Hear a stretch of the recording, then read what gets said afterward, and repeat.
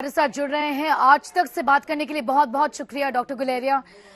ये पूछना चाहूंगी, बहुत सारे लोग ऐसे अब पूछ रहे हैं ये खत्म कब होगा, केसेस का पीक कब होगा इंडिया में, और पीक के बाद जाहिर है डिक्लाइन भी होगा। आपके अंडरस्टैंडिंग में वो पीक कब एक्सपेक्टेड है? देखिए, अगर हम देखें तो एक हमारा देश बहुत बड़ा देश है, इसलिए हम कई अलग अलग क्षेत्र अलग अलग टाइम पे पीक करेंगे। जी अगर हम अभी वेस्ट इंडिया की बात करें तो वहां पे केसेस स्टेबलाइज होके कुछ हद तक कम होने शुरू हुए हैं। तो महाराष्ट्र में तो अब ऐसा लगता है जैसे पीक आ गया है। अगर हम सेंट्रल इंडिया की बात करें, दिल्ली और आसपास के क्षेत्र की, तो उसमें मुझे लगता है अभी कुछ दिन और लगेंगे। हो सकता है कि मिडिल ऑफ दिस मंथ तक शायद पीक आ जाए, लेकिन ये डिपेंड करता है कि हम लोग कितना कोविड अप्रोप्रिएट बिहेवियर मेंटेन करते हैं जिससे वायरस को आगे फैलने ना दें। लेकिन डर यही है कि फिर जो पैंडेमिक है थोड़ा ईस्ट इंडिया की तरफ ना फैले, कि वहां पे केसेस बढ़ना शुरू हो।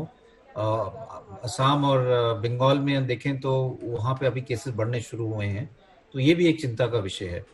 तो मेरा ये मानना है कि पीक जो है वो हर एक अलग अलग एरियाज में थोड़ा से अलग अलग टाइम में आएगा। लेकिन अगर हम पूरी तरह से कोविड अप्रोप्रिएट बिहेवियर निभाएं तो अगले इस महीने के एंड तक केसेस कम हो जाने चाहिए। सर, केसेस कम होंगे लेकिन वायरस का नेचर जैसा है, आपको ऐसा भी लगता है कि थर्ड वेव आने के भी चांसेस है, और इसके लिए ज्यादा से ज्यादा लोगों को वैक्सीनेट करना कितना जरूरी है? बिल्कुल, थर्ड वेव आने के चांसेस हैं, थर्ड वेव भी आ सकता है। लेकिन अगर हम ज्यादा से ज्यादा लोगों को वैक्सीनेट कर पाए, ज्यादा से ज्यादा लोगों में इम्यूनिटी हम बना पाए, तो अगर भी थर्ड वेव आएगा भी तो इतना शार्प और इतना खतरनाक नहीं होगा जैसे सेकंड वेव था। इसलिए अगर हम पूरी तैयारी करें और ये देख लें कि जो कुछ हमने इस वेव से और पिछले वेव से सीखा है उसको हम आगे इम्प्लीमेंट करें और वैक्सीनेशन को बहुत एग्रेसिवली करें, तो थर्ड वेव जो है वो इतना सीरियस नहीं होगा। सर, वैक्सीनेशन डोजेस के शॉर्टेज की बात की गई है, सीरम इंस्टीट्यूट ऑफ इंडिया ने कहा है कि जुलाई तक ये शॉर्टेज रहेगा। ये कितना बड़ा कंसर्न है? ये कंसर्न है, और ये कंसर्न पहले से ही कुछ लोगों को आइडिया था, क्योंकि हमें अपनी कैपेसिटी को ही देख के चीजें समझनी चाहिए। और सीरम इंस्टीट्यूट और भारत बायोटेक की जो कैपेसिटी है वो आस्ता आस्ता ही बढ़ेगी। वो नए प्लांट्स लगा रहे हैं और लोगों के साथ कोलैबोरेट कर रहे हैं। लेकिन वैक्सीन टेक्नोलॉजी और वैक्सीन प्लांट लगाना थोड़ा सा टेक्नोलॉजी जो है वो थोड़ी सी हाई एंड की है। ऐसा नहीं है कि जैसे हम एंटीबायोटिक्स बनाते हैं या और दवाइयां बनाते हैं कि हम एक प्लांट खोल जल्दी से स्टार्ट कर सकते हैं।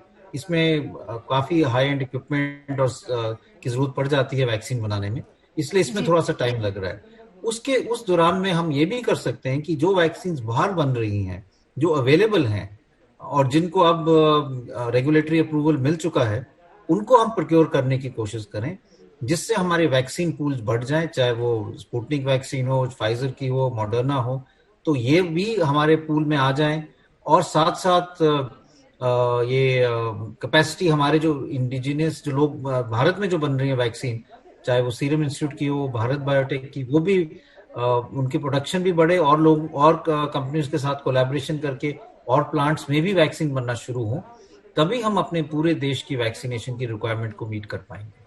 जी डॉक्टर गुलेरिया, सेकेंड वेव का शायद आपको आइडिया था, लेकिन क्या आपको ये आइडिया था कि 4 लाख केसेस से ज्यादा एक दिन में हमारे देश में देखा जाएगा? तो सेकेंड वेव का जी बहुत लोगों को आइडिया था, बहुत लोग सेकेंड वेव की बात भी कर रहे थे।